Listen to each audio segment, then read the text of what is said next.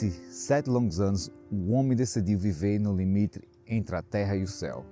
Todos os dias, da meia-noite às 6 horas da tarde, seu corpo não recebia alimento. Apenas água e leite sustentava um físico desgastado pelo jejum, mas um espírito inflamado por um fogo incompreensível. Quem olhava para aquele jovem, tímido, calado e reservado, nascido no interior de Santa Catarina, não imaginava o que aconteceria quando ele abrisse a boca. Não era apenas sua voz que fazia o inferno tremer, era o seu sopro. Um sopro que carregava uma onda de choque espiritual tão violenta que demônios caíam por terra, em pânico, sem que ele precisasse tocar em ninguém. Mas como um homem alcança tamanha autoridade e porque no auge do seu ministério, aqueles que deveriam protegê-lo decidiram destruí-lo. Hoje você vai conhecer a história impressionante e dolorosa de Joel Miranda. Uma trajetória de milagres inacreditáveis, perseguição implacável e um preço que poucos teriam coragem de pagar. Joel Lino Miranda nasceu em Joinville, Santa Catarina. Desde muito jovem, ele carregava um peso espiritual diferente. Ele não se encaixava no barulho do mundo, era um rapaz de temperamento reservado, introspectivo, mas no secreto da sua vida era uma fogueira. Joel orava dia e noite, buscando algo que a maioria das pessoas nem sabia que existia. Porém, antes do trono vem o deserto. E o deserto de Joel veio de onde ele menos esperava, de dentro de sua própria igreja local. Ainda jovem, Joel foi alvo de uma acusação injusta, sem explicações claras e sem direito à defesa. Ele recebeu uma sentença eclesiástica severa, 5 anos no banco da disciplina. Para muitos, 5 anos, afastado das atividades da igreja, seria o fim do chamado. Seria um motivo perfeito para se desviar, para guardar a mágoa, para abandonar a Deus. Mas Joel enxergou o banco de uma forma diferente. Ele transformou a sua humilhação em um altar de consagração. Enquanto o silêncio dos homens o cercava, ele buscava o som da voz de Deus.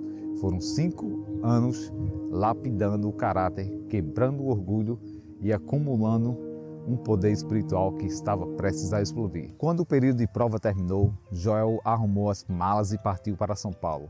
Ele estava no epicentro do avivamento, perto da sede mundial da Igreja Pentecostal Deus é Amor.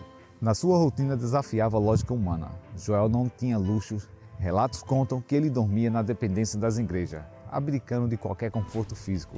Foi nessa época que ele iniciou seu jejum mais extremo, 7 anos de jejum, diariamente até às 18 horas. Ele participava de vigílias diárias, orando por horas, a fio até que a atmosfera do lugar mudasse. E então o sobrenatural começou a persegui-lo.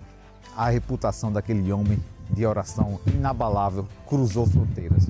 Joel foi enviado em missões internacionais para o Peru e para a África. E foi em solo africano que um dos episódios mais marcantes da sua jornada aconteceu. Assim que o avião pousou e Joel desceu a rampa do aeroporto, seus olhos cruzaram com a realidade da dor humana. Um homem paralítico, dependente, estava sendo carregado em uma cadeira de rodas no saguão. Joel não pediu tempo para orar, não hesitou e não temeu o julgamento público. Ele marchou até o homem, fixou os olhos nele e, revestido de uma autoridade espiritual que parecia tremer o chão, ordenou que ele ficasse de pé. Naquele mesmo instante, diante de passageiros, funcionários e testemunhas atônitas, as pernas daquele homem ganharam vida. Ele se levantou e começou a caminhar sozinho. O aeroporto virou um cenário de avivamento imediato.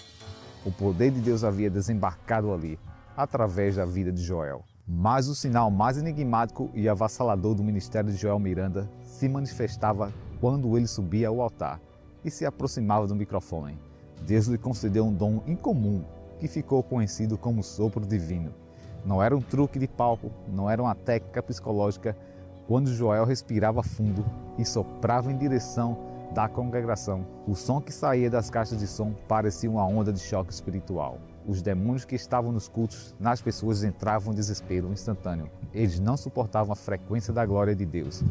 Naquele sopro, há relatos impressionantes de vigílias, onde os espíritos malignos tentavam fugir desesperados de dentro do templo, a ponto das obreiras terem que segurar as portas da igreja para que as pessoas possessas não corressem para a rua, antes de serem libertas. Em uma ocasião extraordinária, Joel olhou para a multidão e deu uma ordem inédita. aos espíritos: fiquem de joelho e venham arrastados até o altar. Diante de centenas de testemunhas, as pessoas dominadas por aquelas forças caíram de joelho e caminharam arrastadas até a frente do altar. Quando chegaram perto de Joel, apenas um sopro, mais uma vez, e todos caíram completamente livres e restaurados. Ao mesmo tempo em que o inferno caía, o céu descia. Naquele mesmo sopro, crentes cansados eram renovados.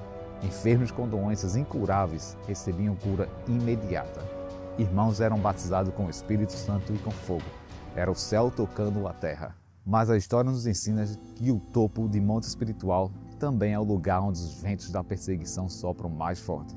E a maior batalha de Joel Miranda não seria contra os demônios que ele expulsava, mas contra os homens que dividiam o mesmo teto com ele. A manifestação estrondosa de poder começou a gerar algo terrível nos bastidores. A inveja.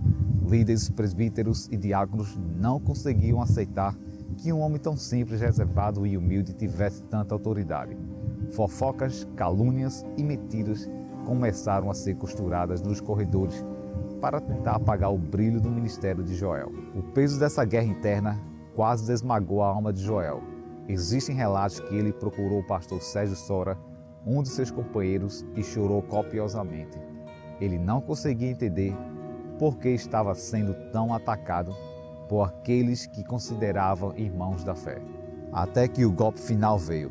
Baseado em falsas acusações e em uma perseguição implacável, Joel Miranda foi desmoralizado publicamente e excluído da igreja pentecostal Deus é Amor. O homem que encheu templos e libertou milhares foi deixado de fora, mas eles esqueceram de um detalhe: os homens podem excluir um pregador de uma placa de igreja, mas nunca conseguirão arrancar a unção que Deus colocou sobre a vida dele. Na solidão e na dor da rejeição, Joel dobrou os joelhos mais uma vez e o Senhor lhe deu uma ordem: marche.